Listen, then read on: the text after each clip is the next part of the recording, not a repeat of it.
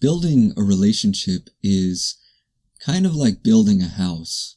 If you plan to stay there for a very long time, you'd better make sure that you have a solid foundation.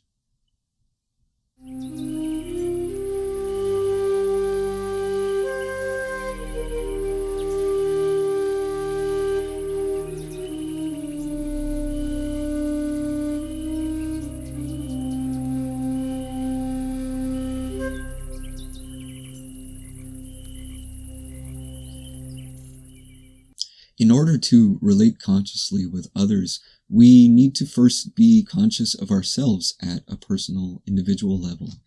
And the more we understand ourselves, the more we respect and accept ourselves, the more capable we are at understanding and respecting and accepting others. In order to truly love another person, we have to come from a place of love. We first have to love ourselves. It's important to have some understanding of how we see relationships and what we expect from them. Are we just in it for our own gratification, for our own pleasure? Or are we coming from a place of love, wanting to share what we have attained from our relationship with ourselves? Do we recognize within ourselves not only our various strengths, but do we also recognize and accept our imperfections? And if we do recognize and accept our own imperfections, then are we willing to accept the imperfections that we recognize in the other?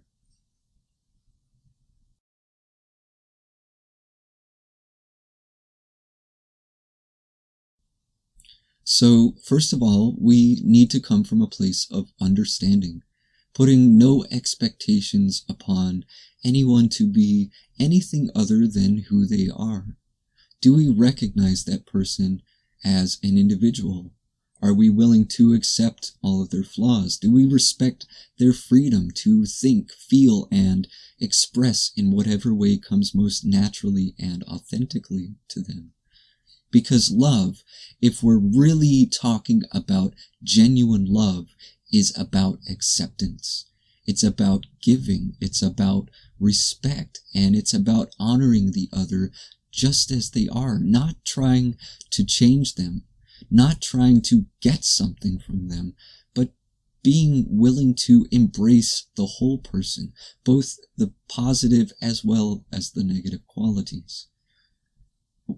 And, we want the same thing for ourselves, don't we? We want someone who is going to respect us, who's going to value our individuality, someone who's going to accept us just the way we are and to support us in whatever we feel moved to do in our lives, however we feel naturally we want to express ourselves. But we can only expect to receive that level of acceptance to the same capacity that we're willing to give it. So if you want to be loved, you have to be love. You have to give love. If you want respect, you have to give respect. If you want someone to accept you, you have to accept them without judgment, without expectation.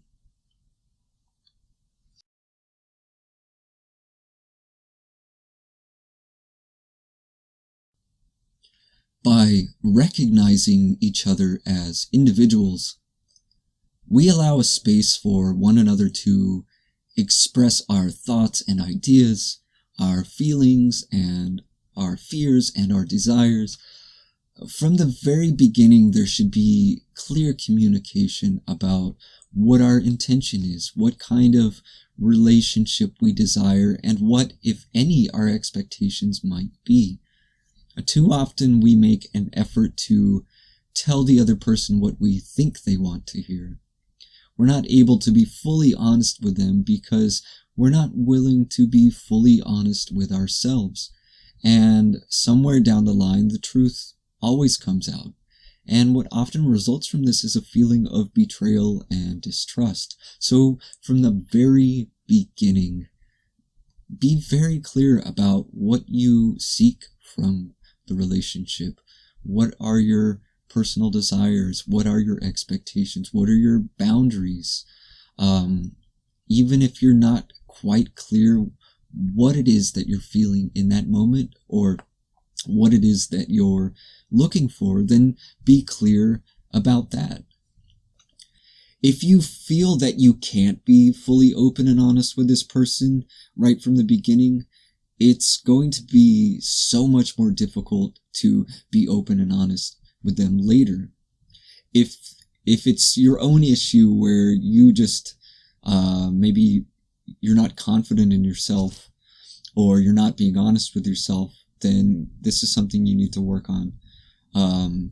However, if it's the other person, if you just get the sense that that the other person simply can't accept you as you are, if it just seems that they're not in alignment with your thoughts and your feelings, your beliefs and your ideals, then this is probably not the person you should be with.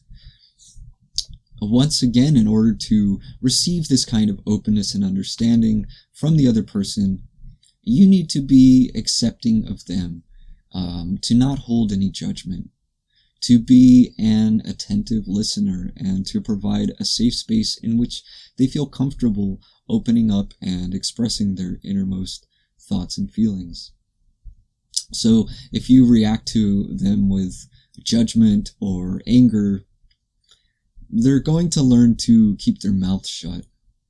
And this won't prevent them from having certain thoughts and feelings about particular matters, and it won't prevent them from doing things which they may hide from you, but it will prevent them from expressing that to you. It will prevent them from being transparent and honest with you. And in addition, they may grow to resent you for not allowing them the space to express themselves, by denying their thoughts and their feelings, by denying their freedom as an individual with their own unique perspective. By denying these things, you're denying the relationship from reaching any degree of real intimacy. So there needs to be honesty, clear communication, transparency, and these are central to being able to connect deeply with another person.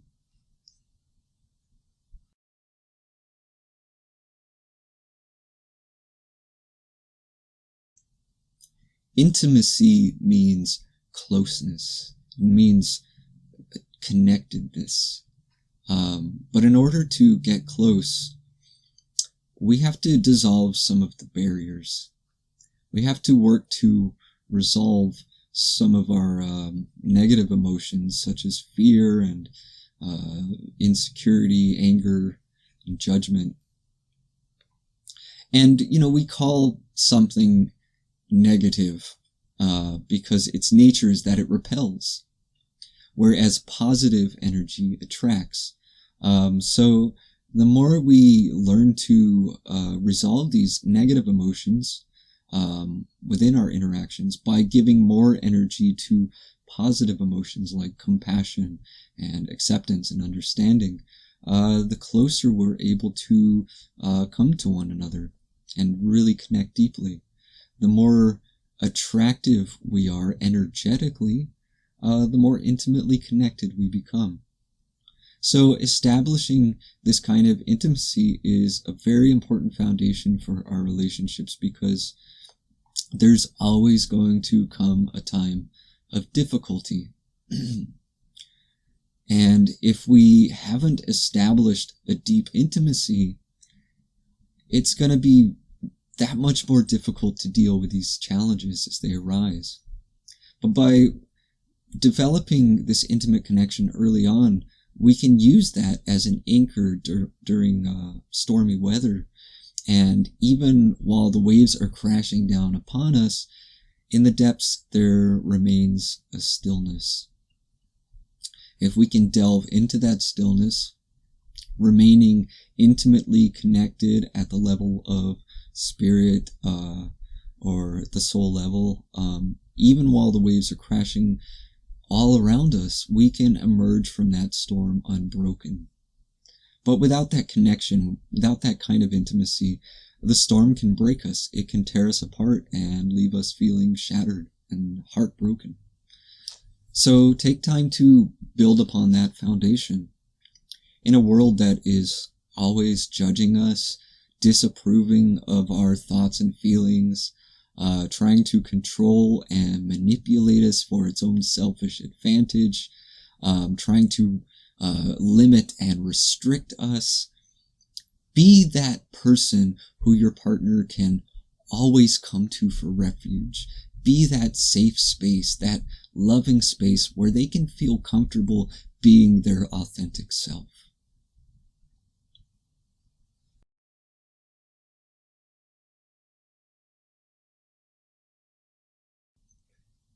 It's very easy to get caught up on everything that is wrong with our partner. Initially, we may have believed that they were perfect, only to find out that they're not. But if we're realistic about it, who is? And despite these imperfections, there are reasons why we were attracted to this person in the first place. There were aspects of them which we appreciated.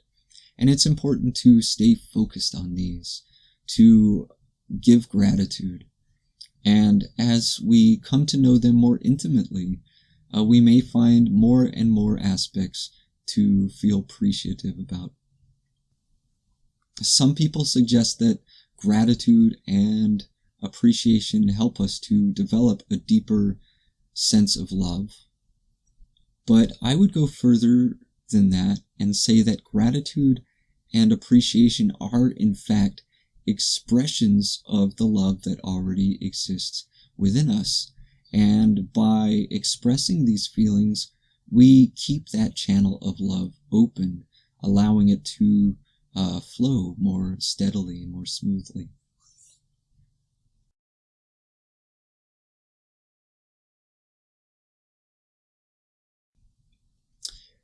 So, finally, one of the most important foundations for a healthy, conscious relationship is commitment and loyalty, which I think are often a bit misunderstood. And the reason for this may be because there are actually two very different definitions of the term commitment. The first definition is a state or quality of being dedicated to something or someone. And the other definition is an obligation that restricts freedom of action. And I think that most people define romantic commitment more according to that second definition, which would explain why so many people seem so hesitant about committing to a relationship or getting married and this kind of thing. This definition is really better suited to those who are confined to mental institutions and prisons.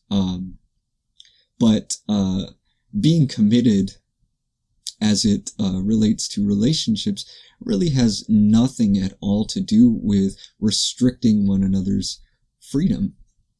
It has nothing to do with obligations or placing boundaries upon another person, putting rules upon another person, basically trying to control or possess the other person. It has nothing at all to do with taking vows or signing contracts. Commitment in regard to relationships is about dedicating one's energy to preserving and maintaining that relationship, even when things feel a bit dry or when things are becoming difficult. It's about maintaining all of the above-mentioned foundations, such as acceptance, open and honest communication, gratitude, and appreciation, and taking responsibility for our own emotional reactions. It's about seeing the relationship as an opportunity for personal growth, and being willing to do the necessary inner work that comes with each of the lessons. And loyalty, which really goes hand in hand with commitment, is about being devoted to one's partner, to being committed to supporting them through their own personal journey and their own personal growth and expansion. It means honoring them from a place of love and offering them the comfort and encouragement and guidance during times of difficulty. It's easy to be available to your partner when everything seems to be going smoothly, when everybody's feeling good and happy. But real commitment and loyalty is about being there for them, even during their darkest hour, even when they're grumpy and depressed, even when they're irritable.